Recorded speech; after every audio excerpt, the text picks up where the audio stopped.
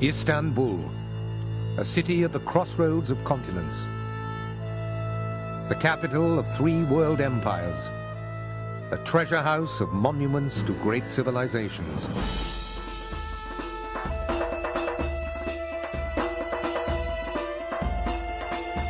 For 2,000 years, Istanbul has been coveted by outsiders.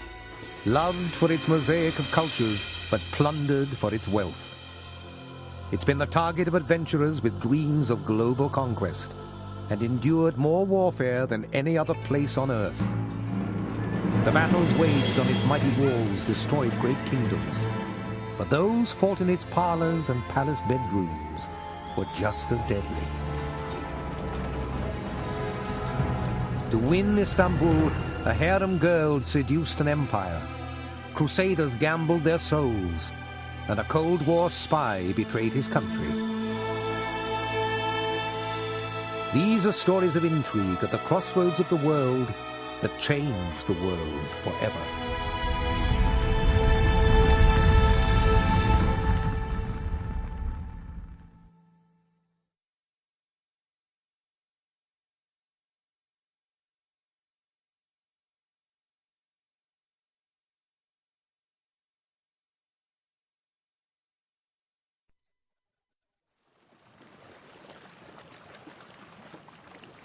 In Istanbul, Turkey, Europe and Asia almost meet, separated by just a waterway, the Bosphorus.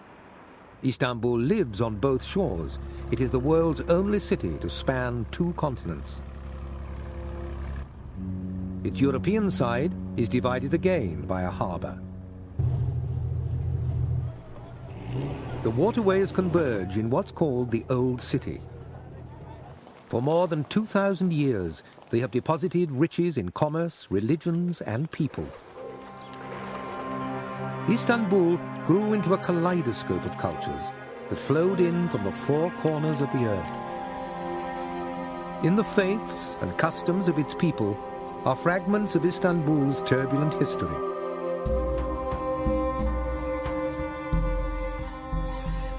It's a story of great powers who have tried to make the city their own.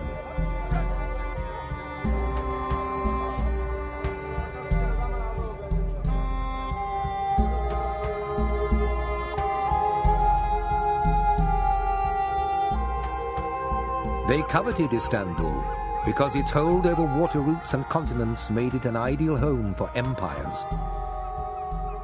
From a strategic standpoint, the Old City is the most valuable real estate in the world. For this, Istanbul has always been in danger.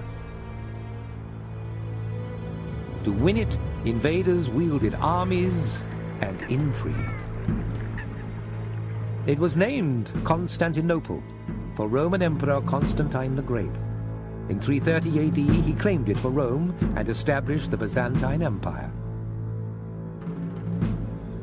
This world power was the staunchest defender of the Christian faith. Constantinople grew into the richest city on earth. But a people from Central Asia had their eye on Byzantium. As the empire declined, they advanced. The nearly invincible Ottomans took the city in 1453 and were first to call it Istanbul. Muslims, they wielded Istanbul's strategic power like a sword to wage a holy war on Europe. It took a great hero to break the chain of invasion. During World War I, Mustafa Kemal Atatürk led the Turks to victory at Gallipoli. He later expelled foreign powers and founded the Turkish Republic. Atatürk foresaw the impending Second World War and its threat to Turkey's newfound freedom. Only neutrality would ensure its independence. But a plot to draw Turkey into the war brought the war to Istanbul.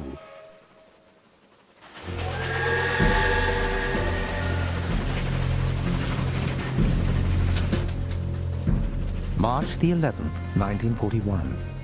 At the height of World War II, the Orient Express thunders towards Istanbul. For a half-century, the famous train has made a 2,000-mile journey between Paris and the East. Now it gives sanctuary from the war.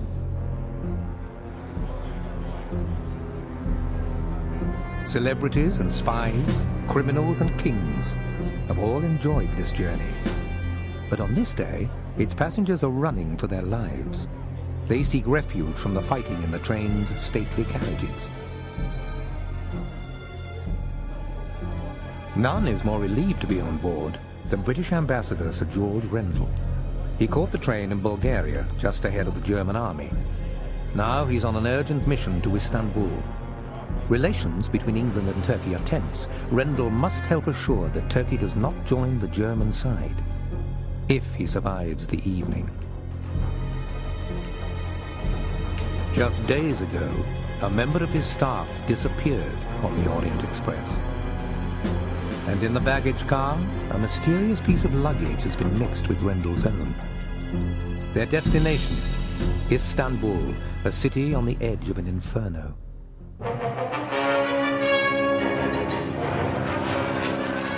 By the spring of 1941, Hitler's war machine has all but completed the capture of Western Europe.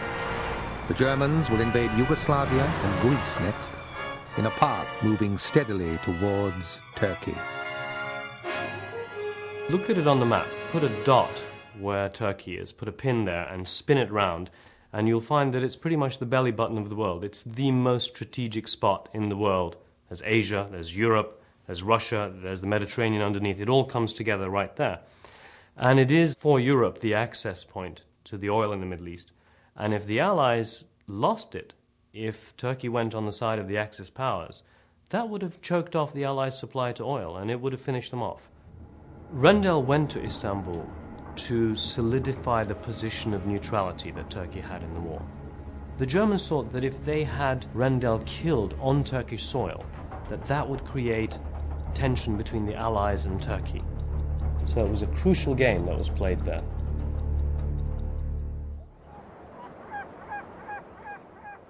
Istanbul seems serene in the eye of the storm. The city raised on battle is unmoved by the latest threat of disaster.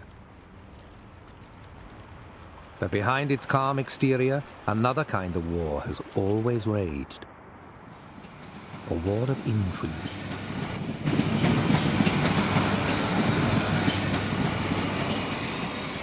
Istanbul's Sirkeci station is the last train station before Europe turns into Asia. It's the end of the line for the Orient Express. In 1941, when Ambassador Rendell arrives here, it's a gateway to a world of spies. Well, you just have to imagine what it was like there. It was surrounded by all these great powers that were fighting a war all around it. I mean, it was smoke everywhere around it, and in the middle of it was Turkey trying desperately to remain neutral. In Istanbul, it was where it all condensed. It was a place where the war went on by other means. A war of espionage and of secret maneuvering, a subterranean kind of war of intrigue. It would erupt momentarily in quiet little medieval corners of Istanbul, and then all of a sudden there'd be a bomb planted or somebody strangled or a bullet going off somewhere, and some strategic aim would be fulfilled. Rendell, if you can imagine, he may have been marginally safer than in a place where bombs were falling, but he had to be on his toes.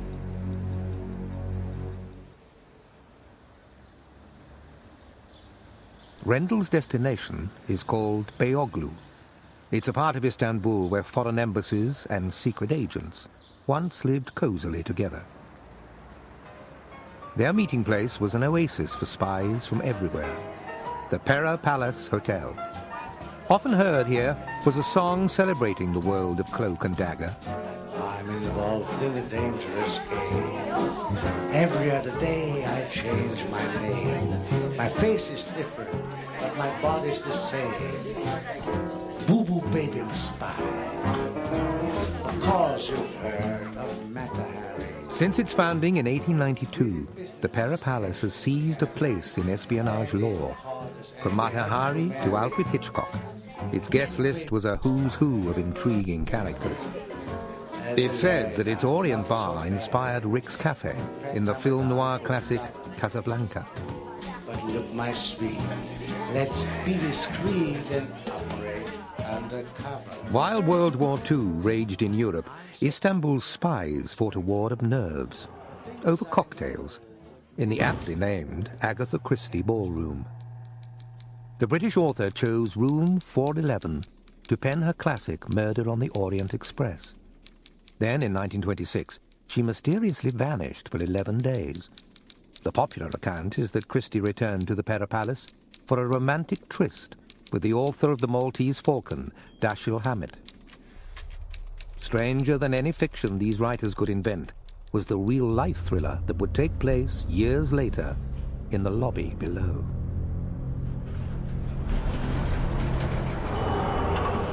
"9:35 p.m. Ambassador Rendell arrives at the Pera Palace. A porter leaves his bags in the lobby. Jazz music reminds Rendell that the Orient Bar is just a few steps away.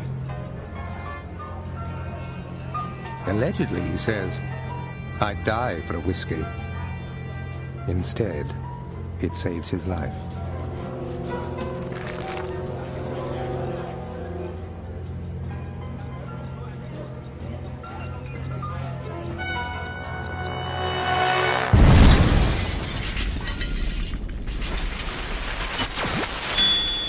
His correspondent visited the hotel shortly after the bombing. The entire ground floor wall was blown out.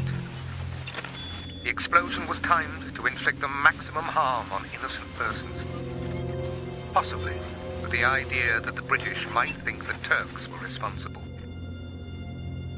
In the aftermath, 6 lay dead, 17 are injured. Germany denies blame, but a Turkish spy comes forward with intriguing evidence. He claims Gestapo spy Paula Koch had lived at the Pera Palace until just days before the blast. And on that day, he saw, in front of the post office, high-ranking Nazi agent Walter Brell. Despite these allegations, who really blew up the Pera Palace was never proven. The hotel slowly recovered. Ambassador Rendell carried out his mission, cautiously. And the Turkish authorities rounded up the usual suspects and gave them a warning. Well, I think after the Pera Palace bombing, what happened is that the tangible presence of espionage suddenly went behind closed doors. The Turks leaned on everybody. They said, if you're going to do this, do it so that it doesn't affect the Turks. If you want us to remain neutral, these are the conditions under which you have to carry on your intrigues. And that's something that everybody remarkably agreed to. Before the war's end, Turkey sided with the Allies, declaring war on Germany. For Istanbul, the bomb plot was merely the latest in a long line of intrigues meant to change its fate. The most destructive took place more than 500 years ago and laid to waste a great civilization.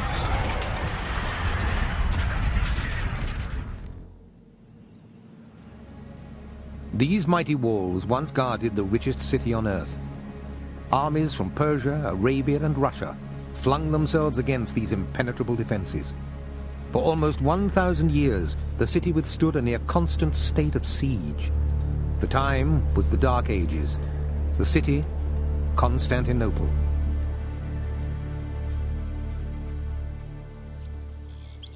Ultimately, Constantinople's defenses were not enough. Centuries of invasion have taken their toll. Only a handful of monuments remain from the city's life as the capital of the Byzantine Empire. But there are living reminders too.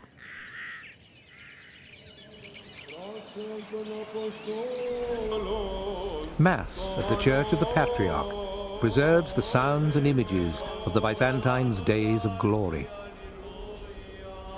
Then, Constantinople was a city of faith that possessed the wealth of Midas. It was said to hold more gold than Europe and Asia combined. The art that filled its churches was the envy of the world. And in the world there was no church greater than Hagia Sophia, built just 5 centuries after Christ. Its 184-foot high dome was the wonder of the medieval age. An early writer claimed it was not founded on masonry, but suspended from heaven by a golden chain. Inside was a vast storehouse of sacred loot. Hagia Sophia once contained a gold altar, gold crosses, silver chalices, and precious mosaics. The great church was one of the many marvels that made Constantinople an irresistible beacon for invaders. The Byzantines called their capital the city defended by God. But God couldn't save Constantinople from a Christian crusade.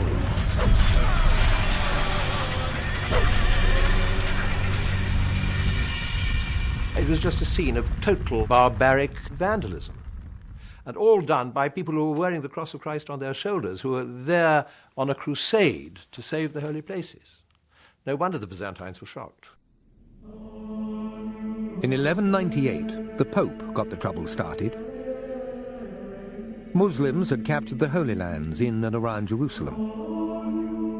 Pope Innocent III beseeched Europe's knights and nobles to go and get them back. The crusade was launched from Venice. Here, the crusade's leaders placed an order for supplies so large, it kept the Venetians busy for a year. Enough ships and provisions to carry 33,000 men and 4,500 horses. Then, everything went wrong. When the ships were ready, the crusaders were not.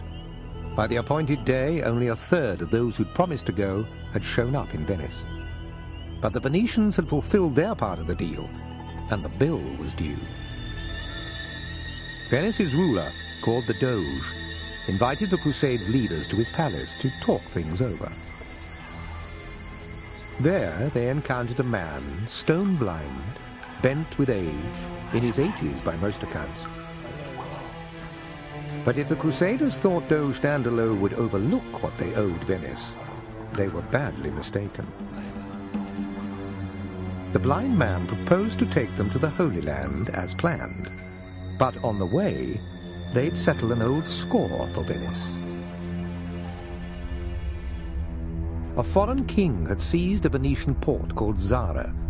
Dandolo and his new army of crusaders took it back, and while they were in Zara, the crusade took another unexpected turn. A Byzantine prince called Alexius came to Dandolo with an offer. He claimed to have been cheated out of Constantinople's throne. He would pay the crusaders' debt to Venice in exchange for a favor. He said, if you will put me with your great wonderful army that's here, if you will put me and my father back on the throne, which is rightfully ours, we will help you. We will go on to the Holy Land with you. We'll open up our treasury for you. We'll double the size of your army. I'll give you 10,000 of my best cavalrymen. And Dandolo suddenly sniffs big possibilities here. Dandolo had no love for Constantinople. He'd been there before as a diplomat. A legend even claims a Byzantine emperor had him blinded. He assured the Crusaders it would be a brief detour on their way to the Holy Land. For their part, the Crusaders must have been curious. They would be going to a place most knew only from legends. The richest city on earth.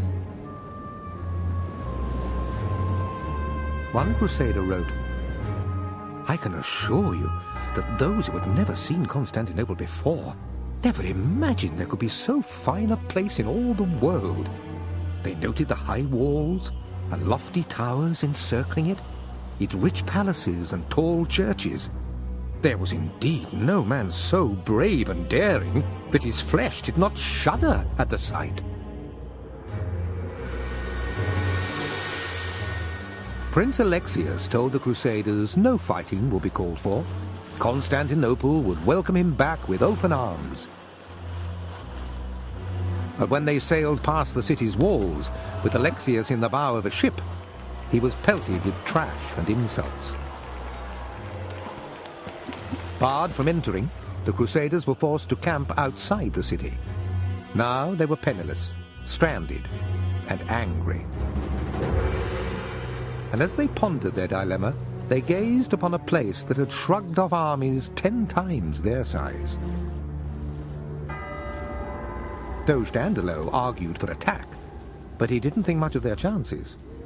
He said, "My lords, I know more about conditions in these parts than you do, since I have been here before.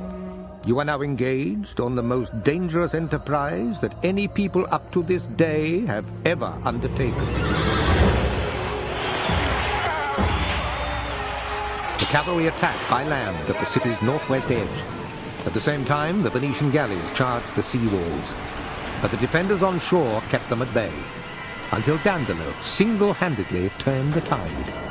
According to the Crusades chronicler, the Doge of Venice, although an old man and blind, cried out to his men to put him on shore if they valued their skins. As soon as the other Venetians saw his banner on land, all made for the shore.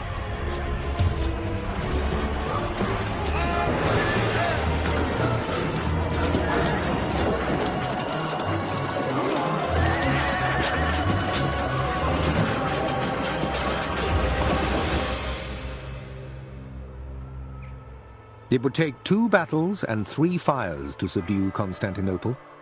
The Crusaders put Alexius back on the throne, but he was promptly strangled by a rival. So the Crusaders did away with the Byzantine royalty altogether. Dandolo moved into their palace. His army looted the city. Don't forget that Constantinople was the richest, the most opulent, the most sumptuous city in the known world. And these Crusaders just fell on it like locusts. They robbed the churches, they seized all the gold icons, they probably melted a lot of the gold down. They didn't even see them as works of art, they just saw them as bullion. And I say the city is left a gutted shell. I think it's probably one of the greatest disasters to Western civilization in the history of the world. Some of the raiders were after objects more valuable than gold, treasures that could only be found in the Church of Christ Pantocrator. A crusader made his way here in search of holy relics. He forced its priest to take him to a chest. Inside, it is said, were pieces of the cross Christ died on, the spear that pierced his side, vials of his blood. One holy relic remains in the city, the gold-encased hand of St. John the Baptist.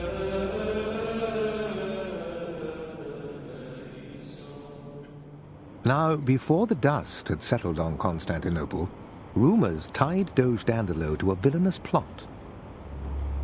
They claimed Dandolo had never intended to take the Crusaders to the Holy Land at all. All along, he'd planned to attack Venice's rival, Constantinople. I don't think you can call him a villain.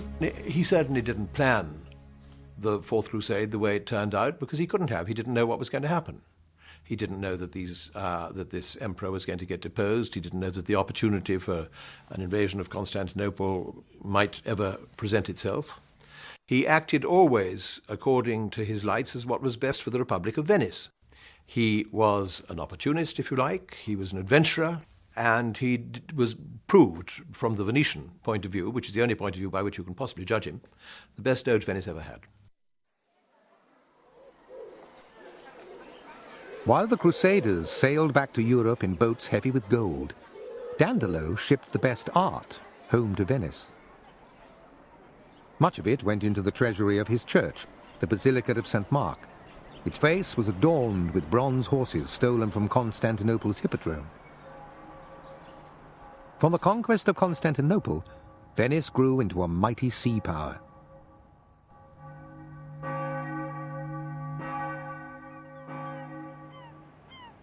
Yet Dandolo never returned to his beloved republic.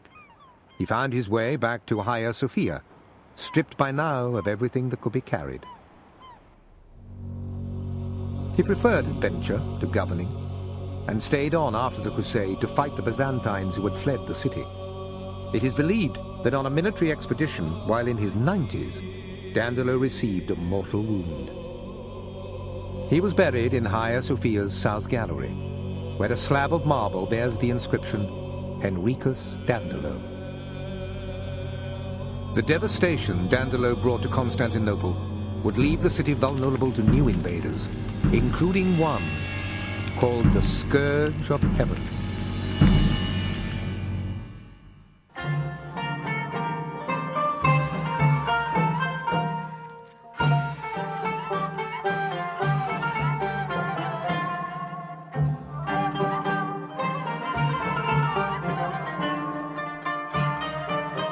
At the monastery of the Whirling Dervishes are present their reminders of medieval magic.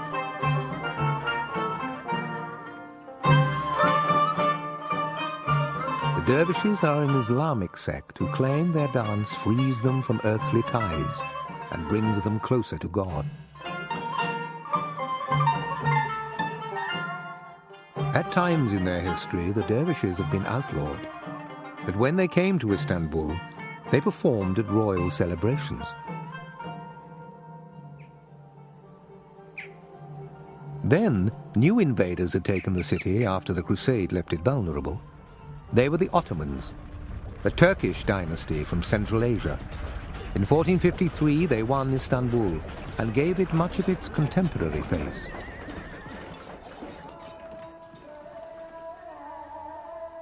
Towering mosques took over the landscape. Great churches such as Hagia Sophia were converted to Islam. Awed by Hagia Sophia, the Ottomans created its majestic rival, the Blue Mosque.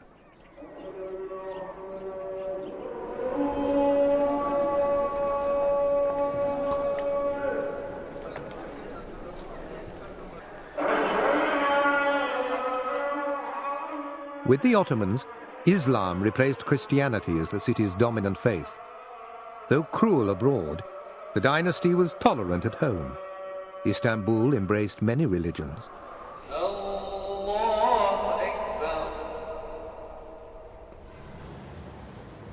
Religion wasn't the only monumental change to sweep over Istanbul.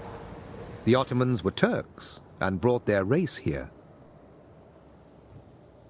People don't seem to realize that in the land we now call Turkey, there was not, virtually speaking, a single Turk until the end of the 11th century. The Turks were an invading race who came in from Central Asia, and from that moment on, they were steadily advancing.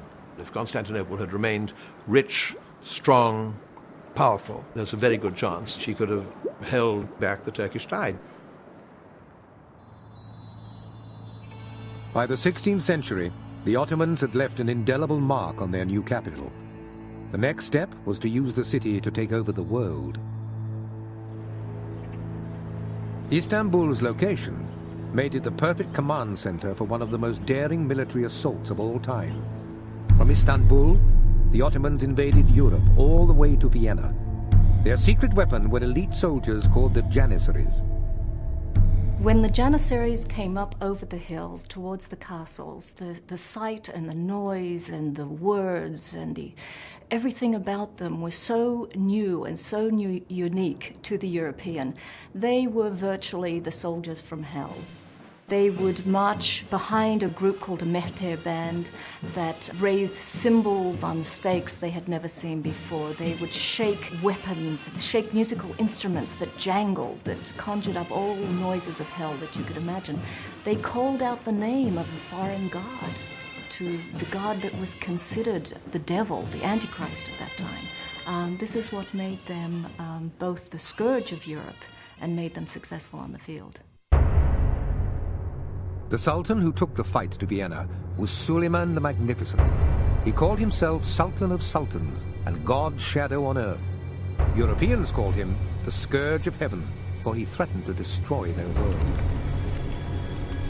By age 32, he had crushed the Hungarian army. Then he besieged Vienna, leaving 20,000 Christians dead. He lined the road to his camp with the heads of those he'd conquered. Even though he was turned back at Vienna, Europe feared the same fate. If it hadn't been stopped then, it's probably unlikely that Well, I mean, you and I, we don't know. We might not even be talking English today. Under Suleiman, Istanbul became the center of an empire spanning nearly 1 million square miles. Suleiman ruled it from the palace of conquerors, Topkapi. It was built here to stand guard over Istanbul's most strategic point, where the Bosphorus and Golden Horn meet. At Topkapi's heart lay the imperial harem, some 300 rooms housing the Sultan's female slaves. One Russian slave would seduce the Sultan, murder her rivals, and cripple Suleiman's empire. Her name was Roxelana, and she came to the harem as the spoils of war.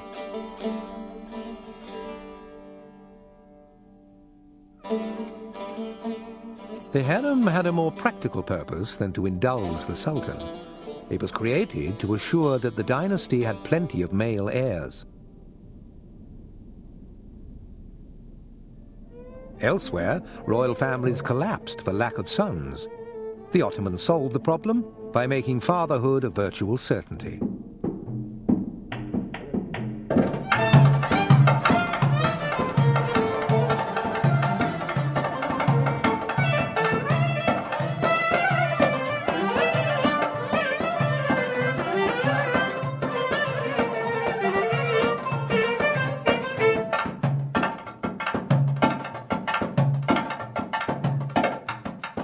Young beauties captured in war or bought in slave markets were schooled in music, languages, and the erotic arts.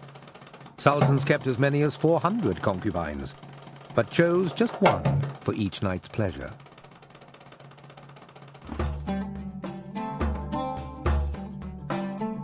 The harem's choosing ritual was followed by cold accounting. Scribes noted every conquest to keep track of the dynasty's bloodlines. Having many sons all vying to be sultan might have meant chaos, except for another efficient Ottoman custom. Once in power, each new sultan had the right to slay his rivals, his own brothers. Thus, each coronation brought great joy and swift brutality. Harem mothers upheld a mask of contentment, but behind it they'd stop at nothing to save their sons. None would match Roxelana. The delicate Russian beauty seduced Suleiman with letters. She would win his heart, then get away with murder.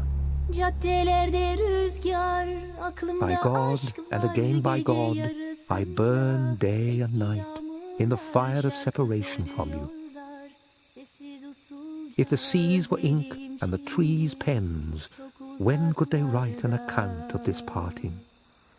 Oh, my love of black hair with bow-like eyebrows, with languorous, perfidious eyes, if I die, you are my killer, oh merciless, infidel woman. She would write to him when he was in the field, when he was on campaign. She would let him know what was going on in the palace. Once she had the complete attention of the Sultan, and after he had decided he couldn't live without her for whatever reasons, her wonderful voice, then she willed him to marry her. And this was quite unusual. It went against the grain of the dynasty. It meant that in the future, if she could do away with the son of her adversary, then her son would become sultan, and she would become the most powerful woman in the realm. She would become the mother of the sultan. While Suleiman was on campaign, Roxelana stayed behind, plotting her enemy's destruction. The palace harem was her best conspirator. Its labyrinth of rooms made eavesdropping easy. Here, rumors and gossip spread like wildfire. Roxelana became expert at fanning their flames. She had 3 enemies within the palace. The woman she had to move out of the way, first of all, was the mother of the oldest son of the Sultan. not married to the Sultan, but a concubine. Her name, the mother, was Mahidevran. Mahidevran wanted her son Mustafa to rise to the throne, so Mustafa, of course, was the second person who was in her way. And the other person who was a difficulty for her was Ibrahim. Ibrahim Pasha was a Grand Vizier. He was a boon companion of the Sultan. He was a hunting friend, but he was also the key advisor. And Hürrem Sultan, or Roxolana, saw herself as the closest advisor. Ibrahim was on the battlefield when Roxolana turned Suleiman against him. She accused the Sultan's advisor of aspiring to be Sultan himself. Though he returned victorious to Topkapi, Ibrahim did not get a hero's welcome. The next morning, his body was discovered outside a palace gate, strangled. Suleiman ordered him buried in an unmarked grave at the monastery of the Whirling Dervishes. Mahidevran, Roxolana's main rival, made the mistake of picking a fight with her. Roxolana went to her master, bearing the scars of the battle. Suleiman banished Mahidevran to a distant city forever. Finally, Mustafa, the heir apparent. If he became king, Roxolana's son would die. She started a rumor that Mustafa intended to retire his father. The aging Suleiman succumbed to the gossip while on campaign. When Mustafa entered his father's tent, he was met by executioners.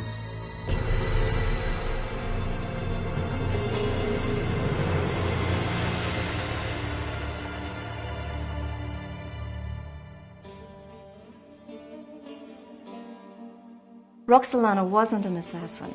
She was a product of her time. She was putting into practice a policy that had been in the field for a long time, and that is the best among equals rose to the top. And Roxolana saw herself as the best among equals, and that meant doing away with your enemies. So she did away with her enemies. She was using warfare, but warfare in the palace. The palace never recovered. Roxolana won the battle to put her son on the throne, but the empire lost. He was a drunk, nicknamed Selim the Sot. His reign marked the end of the age of magnificent sultans. Harem queens followed Roxolana's example, seizing power and breeding disaster. To protect their sons from being killed by rivals, harem mothers literally walled them up. From a place known as the Cage, an imprisoned son would emerge to become sultan. Yet years of isolation left many demented and some murderous. Their atrocities shamed the dynasty.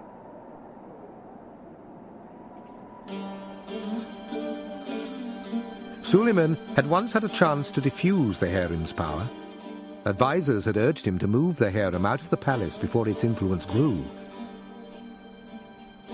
Roxolana proposed building a mosque with the money instead. In the shadow of that mosque, Suleiman and Roxolana's tombs lie side by side. And the love-struck king reigns over eternity beside his bewitching Russian queen. In the 20th century, Istanbul would inspire another Russian to make a daring break for freedom. And the most dangerous spy of the Cold War would come here to track him down.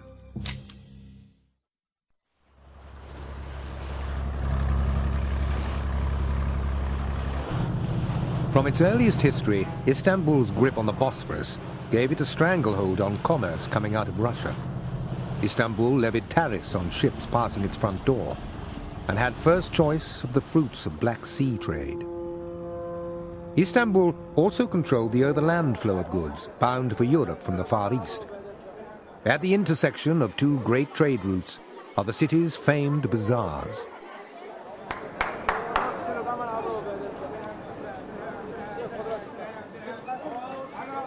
It was in Istanbul's bazaars that Europeans got their first taste of the Orient's spices and tea.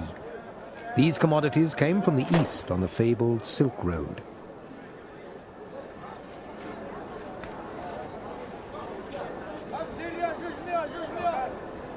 Earlier this century, the East also brought Istanbul the first chilly winds of the Cold War.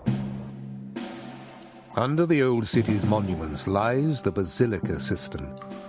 The reservoir supplied water to Istanbul when it was called Constantinople. As the Cold War begins, Soviet spies allegedly trade secrets among its ghostly columns. In 1945, they poured into Istanbul by the hundreds.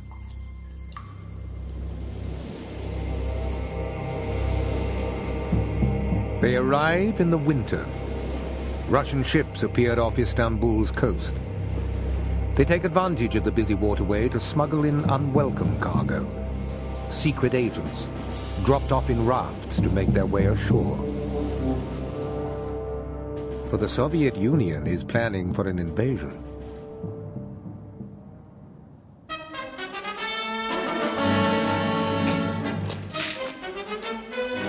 Having suffered 20 million deaths in World War II, the Soviets seek a buffer zone against aggression from Europe.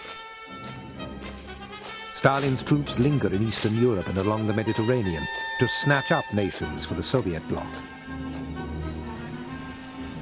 In response, American warships will soon appear in the Bosphorus near Istanbul.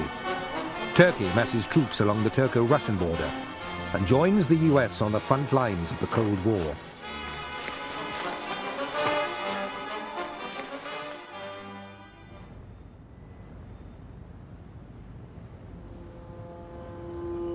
The 170-foot-high Galata Tower overlooks Istanbul's Beyoğlu district, the most ancient part of the city.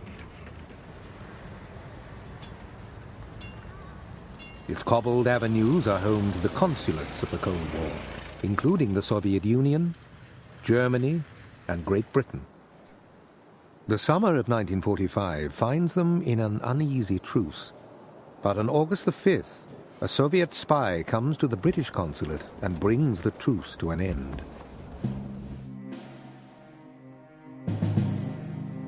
He is Konstantin Volkov, a secret agent posing as a diplomat. He asks for asylum in Great Britain and 33,000 English pounds. In return, he will identify 7 Englishmen who are spying for the Soviet Union. He claims that one of them has infiltrated the offices of British intelligence and now even heads a department there. Volkov offers one thing more: keys to a hotel room in Moscow. In it are documents identifying the 7 English spies.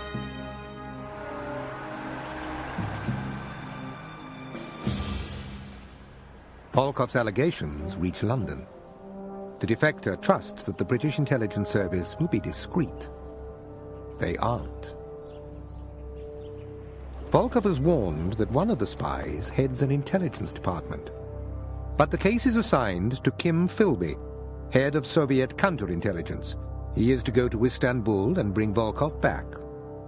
Philby didn't leave London quite so quickly as he should have done. He dawdled his way across Europe, the 1,600 miles to Istanbul, to fulfill his orders. He went on across down to Malta, played around there for a day or two, went on across to North Africa, El Adam, Benina, Tripoli, down to Cairo, up to Cyprus, dawdling all the way, so that what should have taken him 16 hours, in point of fact, took something like 16 days, but nobody in London knew this. There was a lot more about Kim Philby that London should have known. Evidence from his past would have told them that Philby had communist connections and might have been a communist himself. All London had to do was look into the secret agent's years as an undergraduate at Cambridge University. There, communism held special allure to rebellious sons and daughters of aristocracy.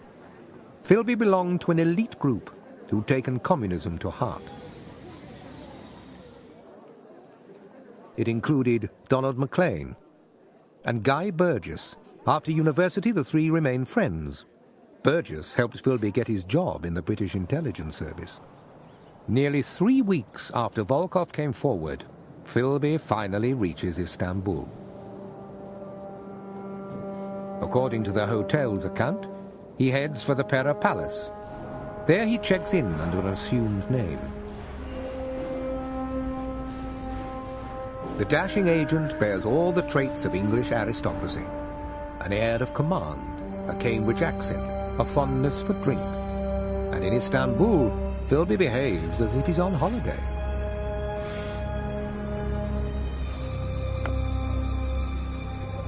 When he arrived in Istanbul, instead of going right to work on the question of the Russian defector, our man went off and spent a weekend on the yacht with the British ambassador to Turkey.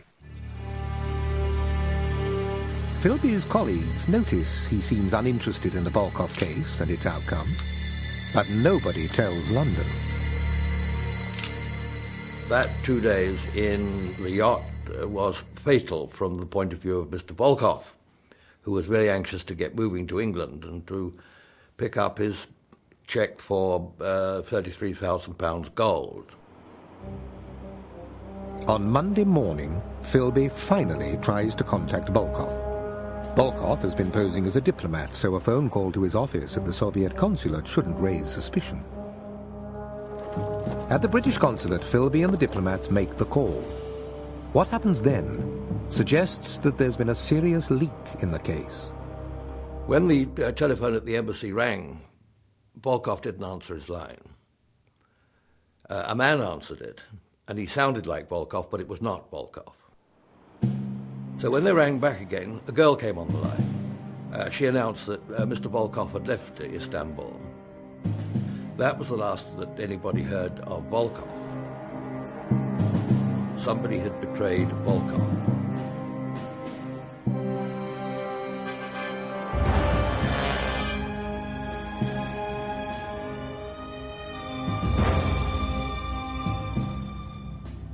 Had Volkov been more forthcoming with what he knew, he might have been able to save himself.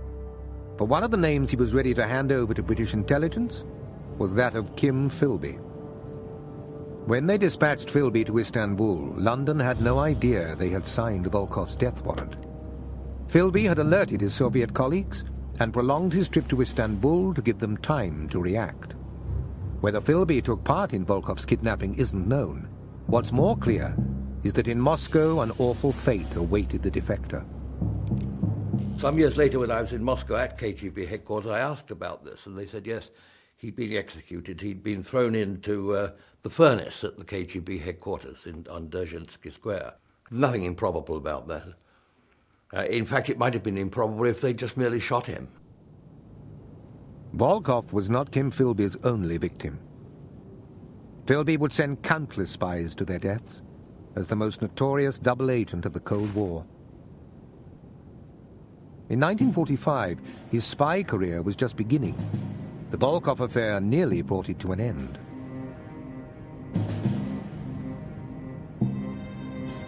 Philby left Istanbul with a great weight lifted from his shoulders.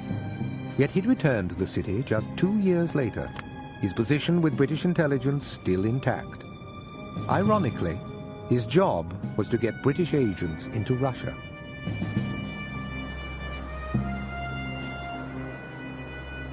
Philby and his Cambridge friends, Burgess and Maclean, would spy for the Soviets for years.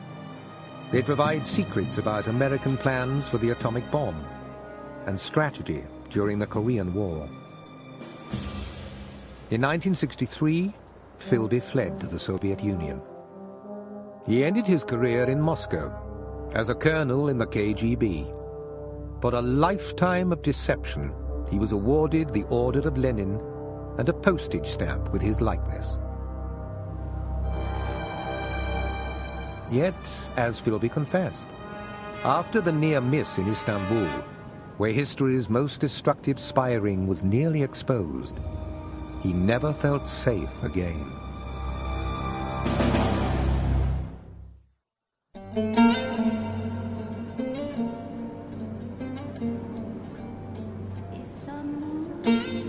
It's been called the city of the world's desire.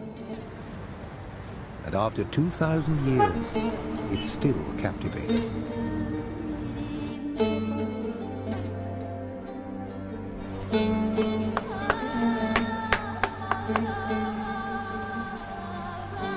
Caught between Europe and Asia, Istanbul has seen more than its share of conflict. Every journey here retraces an invader's path. None could hold on to the city forever, but before moving on, they left the best of their worlds behind. I defy you to think of another city that has as many influences and has been as coveted by as many great civilizations as Istanbul. There are all these interleavings of different cultural influences because they coveted it, they fought for it, and when they got it, they put their own layer, their own patina over it, of their own civilization. The fall of the Soviet Union freed a wave of entrepreneurs to seek their fortunes in Istanbul. They come by train to Sakici station and make their way to the city's heart.